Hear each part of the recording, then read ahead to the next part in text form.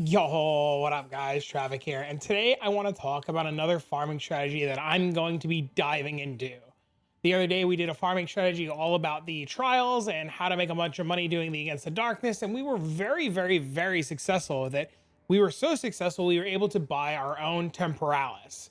And now today, we want to dive into a completely different farming strategy, and I want to attempt to make a little bit of money doing some delirium, or more specifically, some simulacrum farming. Now, a lot of you guys have either not heard or have heard of Simulacrum, or you don't have a really good understanding of what's going on. So let's take it from the beginning. When you run a map, a very basic map, every so often on your map, you'll have that little mirror. You'll run through that mirror, the whole area will become like this foggy gray. The mobs suck, they push you around. You kill them, you break the little mirror floating around, and they drop these tiny little splinters. These little splinters, when you get 300 of them, become a simulacrum. Now, you can also get these splinters by like taking oils or the distills and distilling your maps and adding different effects to your maps so that you have simulacrum always on your map. The reason why this is so important is distills are a great way to make profit and a little bit of extra currency. Same with the splinters. Getting the splinters inside of a map is really good, and requires you to get all 8 points in your simulacrum tree. I have all 8 of 8, but today's video is not going to be revolved around mapping. We're going to be talking about the sim in itself. The big takeaway is the sims can be either extremely profitable or very break even. And the biggest reason that they are profitable is because they have two very important things going on for them. One, they have access to all the different distills. And while you might say, but this distill is worthless, I'll show you a cool trick with the distills. And two, sims have access to a couple of very interesting uniques. There's a helmet that you can get that's extremely common at all 4 difficulties. There's a body armor that's uncommon at all 4 difficulties. There's the flask that everybody wants that's uncommon in difficulty 0 and difficulty 1, and pretty rare in difficulty 2, 3, and 4. And according to the wiki, some of the other data is just not there yet. The biggest drops that you can be getting out of simulacrums right now are the Megalomaniac and the Melting Maelstrom. The Megalomaniac is a jewel that you would put into your jewel socket in your Atlas tree, and it would give you 2 notables, and certain combinations are worth their weight in absolute gold. But difficulty 4 simulacrum for some builds are very difficult. My monk build in itself, it can do it. You struggle, you really got to sweat. And sometimes I really don't feel like really pushing the bounds. So today, we're going to be talking specifically about difficulty 1 because it is the best opportunity to get the melting maelstrom while also getting a bunch of other distills and other cool things. If you don't already know, the melting maelstrom in itself is about 20 divs. This is the flask that you would use to fix all of your single mana problems. So if you're playing anything and you have mana problems, this is an absolute fantastic way to get that as a solution. If you don't have 20 divs and you don't, you can't afford it, you can always run the simulacrums. The simulacrums in themselves, if I go here and I search all currency divine, an item that I want, and I say simulacrum, you see there are about 10, it's like 10 to 11 divines or something like that. You gotta like do the math. It's like maybe 11. It's not 1 to 2, they're almost 1 to 1. So you gotta like do the math on 1.08 times however many you want to get to an even number of divines. When I bought them earlier, I bought 10 for 11 divs earlier. So you can get them. You just gotta like finagle this number a little bit, and like it'll work out to, there you go, 1.10. Yeah, so you would just put in a buy order for 10 for 11 and it would work out. Or like 10 to 12. Yeah, you would just do a buy order. I have 11, you would get 10. It'd be like the best bang for your buck. Or you do like this. And then you would just put a buy order in and try to buy them. Yeah, it's probably even less. Honestly, these things are probably going to get down to 1 to 1 in the next like day or two, unless things change now. So overall, they're very cheap. But if you can get them for almost 1 to 1, that means it's 20 runs to get that flask, and everything in between, as long as you hit the flask within 20 runs, is profit. Fingers crossed. The other really cool thing that a lot of people don't know about simulacrums is these distills have a really cool trick up their sleeve. The distills are copying the original idea of Path of Exile 1. And what I mean by that is, if you were to come to the marketplace and you were to search Exalts, and then you were to search and come down to Delirium, and you were to take a look at the distills, these distilled ires are 1 to 8. Not a very good rate, pretty bad. The guilts are 2 to 1, not a very good rate, pretty bad. Greeds are 1 to 1, still pretty bad. Paranoias are now 3 to 1. Ooh, starting to get a little pricey, a little spicy. Envies at the time of recording, 1 to 1. You're like, that's not the greatest, but Paranoia is pretty good. Disgust is 2 to 1. And you're like, man, these things kind of suck. And then all of a sudden you get to Despair, and Despair becomes 8 to 1. And then you get to Feared, and Feareds are 23 to 1. You're like, oh, wow, that's pretty good. You could probably actually get 24 to 1 out of them. So let's just keep that in mind. 8 to 1 here. 24, 23 to 1 here, depending on bulk. Suffering, 74. So the other one was 24 or 23. So 23 of them is 69. Very interesting.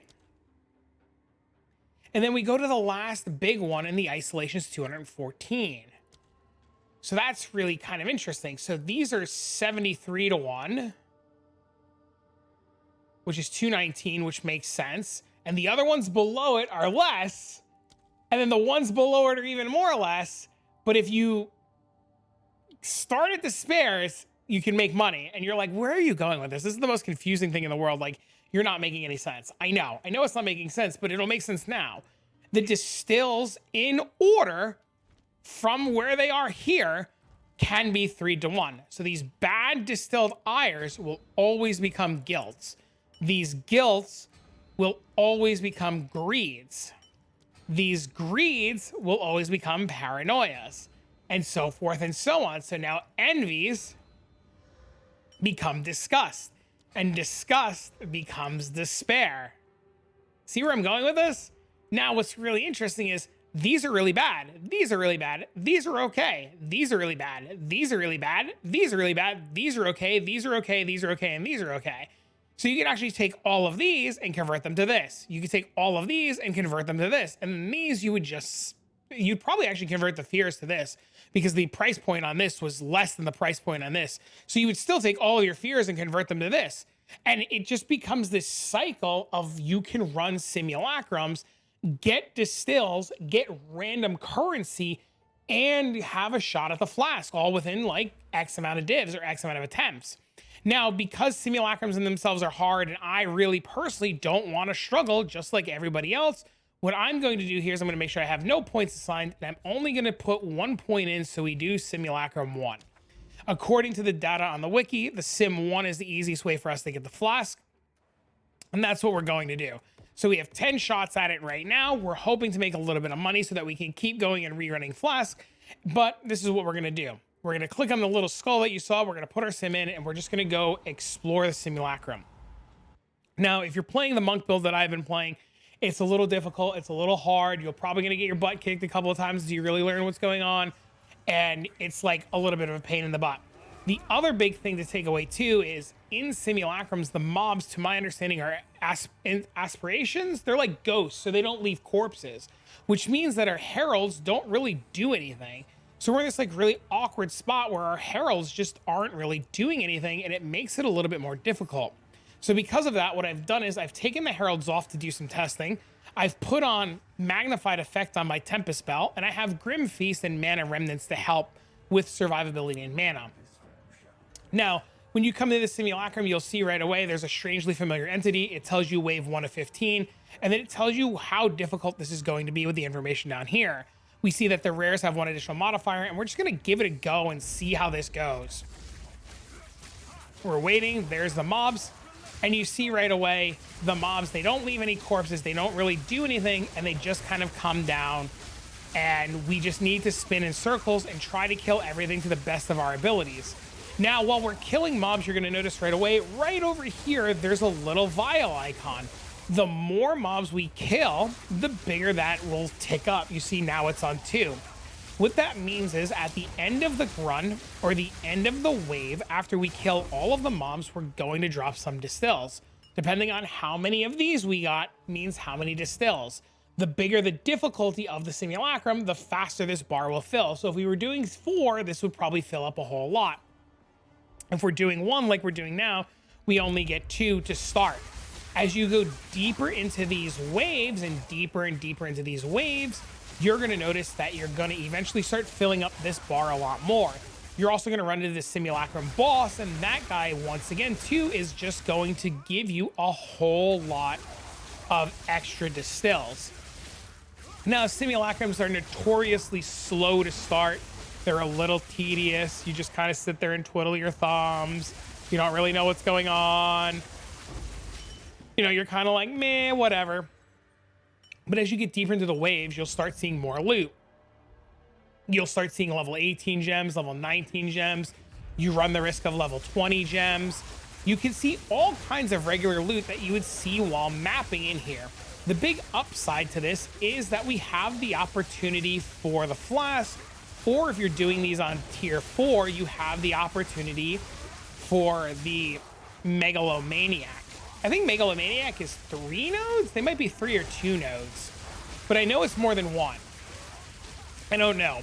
I've seen some combinations be like insanely expensive, and then I just kind of like stopped looking because I was like, I don't have money for this right now.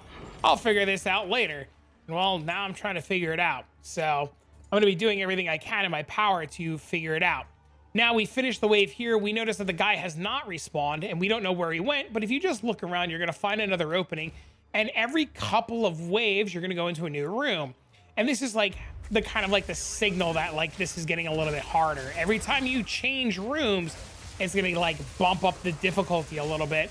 And some rooms are really terrifying. And you're going to see a really scary room really soon that's just kind of like put a little hair on your chest. You know what I mean? Like you're in this like one room, this tiny hallway, and you're like, oh dear God. Now, these mobs, if you don't pay attention, they'll kill you out of nowhere. I was actually like attempting to film this earlier while I was streaming live, and I got a whisper from RMT bot, and I like went to go ban it, and then the half a second it took me to hit enter, right click, ignore, I immediately died. You just immediately died. And it was the craziest thing because of how fast you just get swarmed and you died. So if you are going to do this, you have to be paying attention. Now, there are builds that do accelerate in doing this. The Spark build would be one of them. Anything that has really good screen-wide clear would be really good. But anything revolving around heralds is not going to be as good simply due to the nature that these mobs don't explode. So you're not going to be able to get like that big juicy explosion. So if you're relying on heralds, you're going to be in for a really, really rough time trying to do this. You see, we're not even getting like the freezing from the bell. We have to literally drop our bell and hit our bell so that we can attempt to build stacks. Now, other really cool things to note, these wands that are dropping, if you drop these wands white, they're pretty valuable. These 81, 82 wands, people pay good money for them. You can get a lot of really good bases in here. You can get a lot of really good rare items in here. Excuse me. Well, I imagine it just my character dies while I'm coughing. But overall, Sims in themselves have a really high opportunity to be very profitable, both with the oils and the flask. The only thing is it's honestly, running the Sims is probably the most difficult content in the game right now if you don't have a build designed to do it. Now, me personally, I'm very intrigued because Sims are just tanking in price, and that's so weird to me because they were so expensive, and now all of a sudden they're tanking in price, but the flask is still maintaining the cost. And like megalomaniacs are like insanely expensive, so it makes me wonder, like, is it worth like investing to do like 30 or 40 or 50 of these and just give it a real shot? I know somebody's out there going, oh my God, that's like 50 divs worth of runs. But if I hit 2 or 3 flasks in 50 runs, like it's pretty good because that just pays for all the runs, and that like everything else is just like pure profit. So I'm very curious. I'm very intrigued. I really want to do it. And I'd also really like to know if a lot of you guys have done it already. Like, Like, I know my buddy Sax was farming these for a while. I know a couple other people are farming this. I know my buddy Mendo's doing this. I've definitely heard from like you guys in Twitch chat earlier today, Twitch chat and YouTube chat, that like a lot of you guys were farming Sims, and the minute I started talking about it, everybody was like, oh my God, no. I was like, no, what do you mean no? Tell me more, I need to know. And they're like, you already know. If you have to ask, you already know. And I was like, oh God. And they were like, yeah. And I was like, oh my God. So like, I'm like, all right, let's go talk about it. Let's go see what happens. Now, Sims in themselves, they do take a little bit of time.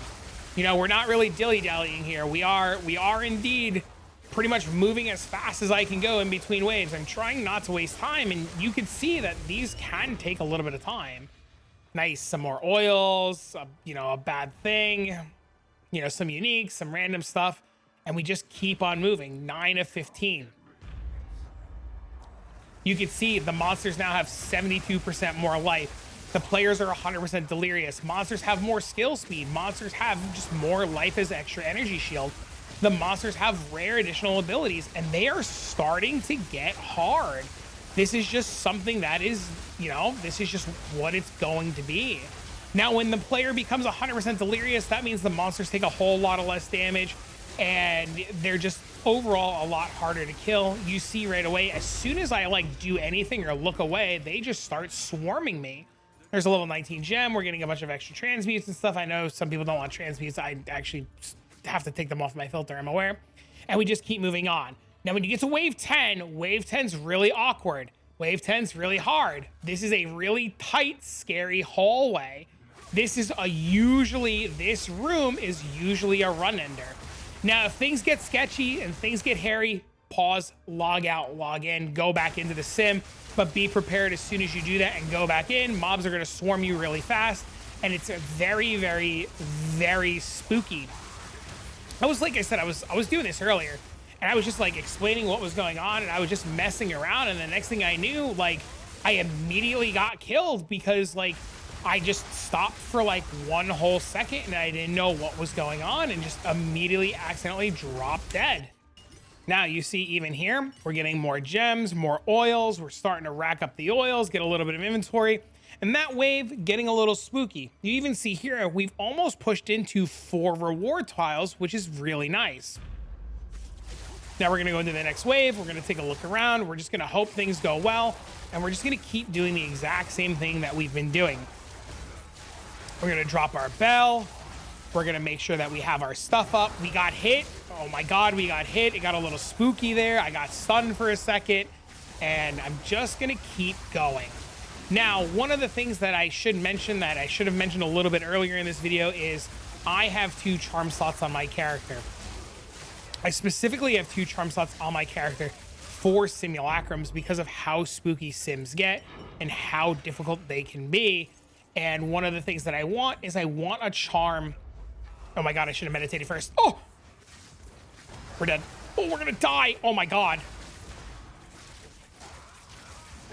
And this is what I mean, man. Like that little misplay of just not prepping the meditate early could have literally ruined our whole event. Okay, we gotta hit our bell. Or are they stealing my charges? What is going on right now? Oh my God, sirs, ma'am, please. We're dead. Oh, 8 health, 8 health, 8 health, 8 health, 8 health. Oh my God, dude, what happened that wave? That wave was spooky, bro. Oh my God. Oh, did I die? I don't think I died. Oh, 8 health, 8 health, 8 health, 8 health. We're good. Yo, Sims suck, man. Why am I recording this, bro? Oh, it was spooky, bro. Imagine I go in and just immediately die. We're good, we're good, we're good, we're good. We're good, we're good, we're good, we're good, we're good. Okay, that was the spookiest wave, but we survived. Now, the next wave's probably gonna be a little bit harder. We gotta be a little bit more on our toes. We gotta be a little bit more on our toes. We're gonna meditate early this time. And you can see right away, they have just an insane amount of crit, monster damage, movement speed, and these will change. Like the modifiers on these mobs will absolutely change. Every wave is gonna be a little bit more difficult. Every wave is gonna be a little bit more scarier. Every wave, depending on the rolls that you get on the mobs, is just going to be something that you're just like, oh dear God. But if you keep a cool, calm, collect head, you take your time, you remember to meditate, early on the deeper waves, or you just like get what you need up and running so that you don't get caught off guard, you should, in theory, be relatively okay. Just make sure that you have a flask for freeze, and just make sure you have a flask for stun so that you don't just accidentally get run over. Because that's going to be like the worst feeling in the world. All right, let's go to wave 14 now. I literally just said about meditating before the wave and completely forgot. Just ignore my, just going to ignore my own advice here. Just don't stand in the explosion. We'll be okay. And we're really just, this is why you need to play like a class that's taking advantage of just huge AoE, because like you see right away, just being able to take advantage of the bell and hit the bell and have the bell exploding all over the screen is making such a world of difference for us. Okay, there's a nice wand. We can actually sell that wand for a little bit. There's a quarterstaff that we can look at, a nice plate, a hood, a helm. My inventory's too full. 479, that's actually not that bad. That we don't want. This we want. That we can get rid of. It's actually pretty nice. All right, wave 15. Here we go. Moment of truth. Let's hope we fly. Oh God, I forgot. God, meditate is so strong, especially with that meditate tech. Oh my sweet. Okay, we're good. Fine. This is why I don't want to do sims on the monk, man. Even on like 1, I'm like sweating, bro. I'm sweating right now. Oh my God. All right, there's the bosses. There's the bosses. Kill Omni. Kill Omni. Go kill Kosis. Kill Kosis. Boom, baby. Should be smooth sailing from here. Should indeed. 5 waves. There we go. Now we got the helmet. Unbelievable. Well, it was a shot. 9 to go. But you see, we get all kinds of different loot. The helmet, unfortunate. But we get a bunch of different elixirs. Let's just actually take a look really quick. We get 38 of these. These are not very good. These are 1x each, which is not too bad. These, I believe, are 1x each as well. We got another paranoia over here. These are 1x. These might actually be selling 30 to a div. These paranoias, I would bet people are buying these 30 to a div. These are the ones that the juicers are using. We got a bunch of envies. We got, all kinds of small stuff. Now, I know somebody in the comment section will be like, oh my God, that run made you no money. You lost divs.